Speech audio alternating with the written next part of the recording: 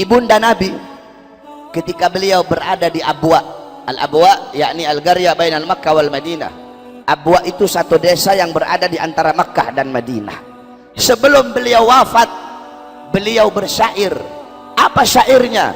Kullu hayyin mayyit wa kullu jadidin bal wa kullu kibarin yafna, ana mayyitatun fadhikri bak faqad taraktu khaira wa waladtu tuhra. Kullu hayyin mayyit, semua yang hidup pasti akan mati.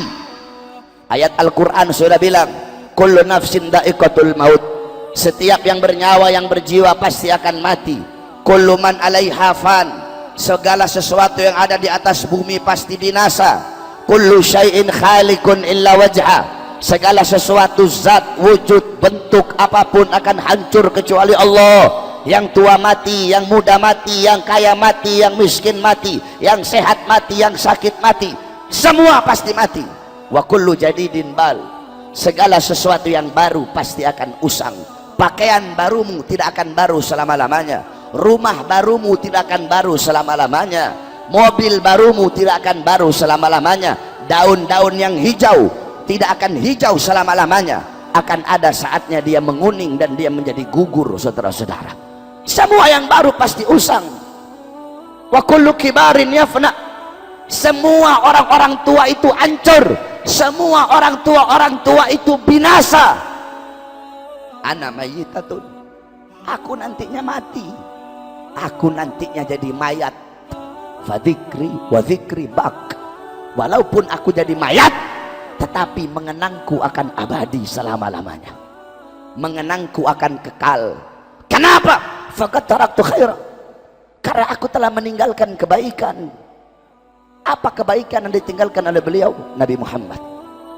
Wa waladtu tuhra, aku telah melahirkan anak yang suci. Siapa anak suci yang dilahirkan oleh beliau? Nabi Muhammad. Sehingga setiap orang yang mengenang Nabi pasti akan mengenang ibunda Nabi Muhammad. Enggak bisa kamu cuma mengenang Nabi tapi enggak mengenang ibunda Nabi, tidak bisa.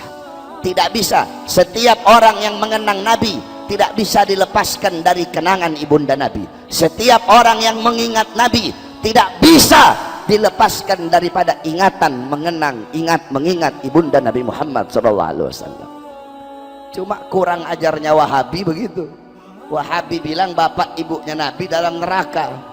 Ini orang-orang goblok ini, orang-orang nggak ngerti hadis ini. Ada satu hadis yang dimana di situ dikatakan Rasul berkata, abi finnar, ayahku dalam neraka. Itu hadis ada dua riwayat. Pertama riwayat Hammad ibn Salamah, kedua riwayatnya Ma'mar. Ini dalam ilmu hadis ada namanya tarjih hadis.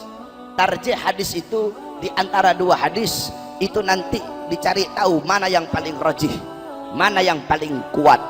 Nah saudara-saudara, Hammad ibn Salamah menurut Al-Imam Suyuti, Al-Imam Qurtubi, sa'ahifduh, Hammad ibn Salamah itu apalannya buruk di masa tuanya, sehingga kalau ditarjih, kalau dibandingkan mana yang paling kuat, maka riwayat Ma'mar yang lebih kuat. Sedangkan riwayat Ma'mar tidak ada lafaz Nabi mengatakan ayahku dalam neraka.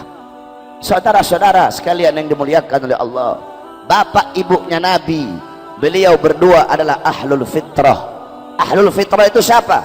Ahlul fitrah itu adalah orang yang hidup di masa kekosongan daripada Nabi, orang yang hidup di masa kekosongan daripada Rasul, yang dimana dikatakan oleh Allah dalam Al-Quran, wa ma kunnal mu'adzibina hatta nab'atha rasula, kami tidak akan mengazab suatu kaum, suatu golongan sehingga kami mengutus kepada kaum dan golongan tersebut seorang Rasul.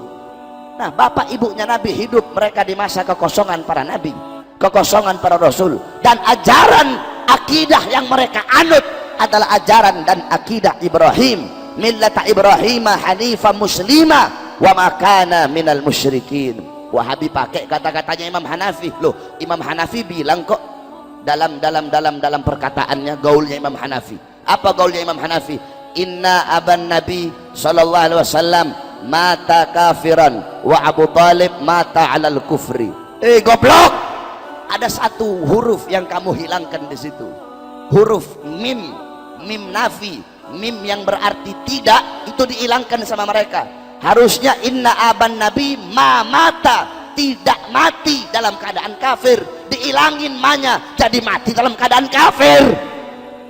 Imam Hanafi inna aban nabi ma mata alal kufri, ayah nabi tidak mati dalam keadaan kafir. Sama Wahabi mimnya dihilangin, inna aban nabi mata alal kufri, padahal ada manya ma mata, tidak mati dalam keadaan kafir. Saudara-saudara, jangankan bapaknya nabi, jangankan ibunya nabi, terlalu jauh membicarakan beliau. Malik ibn Sinan, Malik ibn Sinan waktu perang kakinya nabi pernah tertusuk anak panah. Malik ibn Sinan dia kecup, dia cabut itu anak panah, kemudian dia kecup, dia telan darahnya nabi. Kata nabi, muntahkan wahai Malik ibn Sinan. Apa kata beliau? Tidak ya Rasulullah, aku ingin darahmu bercampur dalam darahku. Apa kata nabi? Haram jasadmu disentuh api neraka wahai Malik ibn Sinan. Abdullah ibn Zubair, Abdullah ibn Zubair anaknya Zubair ibn Awam, waktu nabi habis hijamah, nabi waktu habis bekam, nabi bilang, ya Abdullah ibn Zubair, buang ini darah bekamanku di tempat yang tidak dilihat oleh orang. Dibawa sama Abdullah ibn Zubair, dia lihat gak ada orang, dia minum darahnya nabi. Habis dia minum, dia bilang, sudah aku buang ya Rasulullah. Di mana? Di tempat yang aman, gak bakal ada orang bisa lihat. Di mana? Di perutku ya Rasulullah. Kenapa ya Abdullah bin Zubair? Aku ingin darahmu bercampur dengan darahku ya Rasulullah. Apa kata Rasulullah? Ketahuilah bahwasanya Abdullah bin Zubair haram jasadnya disentuh oleh api neraka. Kemudian Sayyidina Ukasyah, Sayyidina Ukasyah ketika Nabi pulang dari haji wada, Nabi berkata, Nabi Muhammad berkata kepada para sahabat, jikalau ada dari kalian yang aku pernah berbuat zalim, aku rela dikisos. Semua sahabat diam. Ukasyah angkat tangan, saya ya Rasulullah. Apa kesalahanku wahai Ukasyah? Ukasyah bilang, ya Rasulullah, dulu waktu perang ketika engkau ingin merapatkan barisan, barisanku agak terlewat maju sedikit ke depan sehingga kau cambuk aku ya Rasulullah. Aku ingin membalas mencambukmu ya Rasulullah. Sayyidina Abu Bakar berdiri, Ukasyah, aku sahabat paling dekat dengan Nabi, aku yang pertama kali mengimani ketika Nabi Isra Mi'raj. Jangan kamu kisos Nabi, kisos saya saja, cambuk saya saja.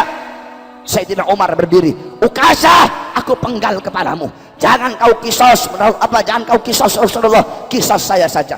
Sayyidina Ali berdiri, Ukasyah, saya dari kecil bersama Nabi, saya sepupunya Nabi, saya mantunya Nabi, Nabi mengajarkan banyak ilmu kepada saya, kisos saya saja wahai Ukasyah.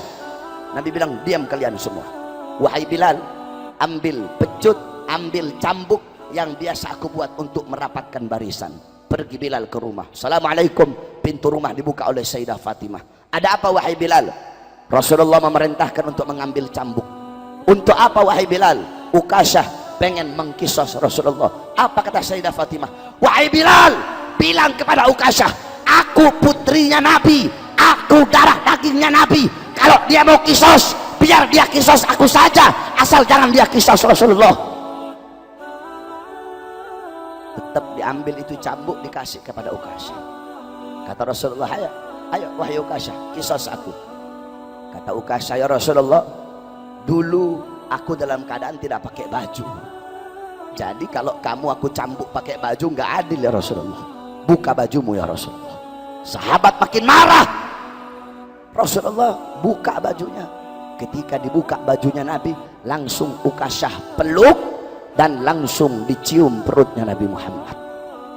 Ini hanya alasanku saja ya Rasulullah, agar aku bisa memeluk perutmu ya Rasulullah. Apa kata Nabi? Kalau kalian pengen lihat penghuni sorga, lihatlah Sayyidina Ukasyah. Malik ibn Sinan, Abdullah bin Zubair meminum darah Nabi. Ukasyah bertempel dengan kulitnya Nabi, haram jasadnya masuk api neraka. Masa bapak ibunya Nabi, yang dimana Nabi adalah darah dagingnya, masa bapak ibunya Nabi masuk dalam neraka? Saudara-saudara, ini nggak masuk akal ini. Kalau bapak ibunya Nabi masuk neraka, berarti api neraka tidak bisa memakan beliau berdua. Kalau api neraka tidak bisa memakan beliau berdua, apa gunanya neraka? Sedangkan Allah tidak akan menciptakan sesuatu yang tidak berguna dan sesuatu yang sia-sia.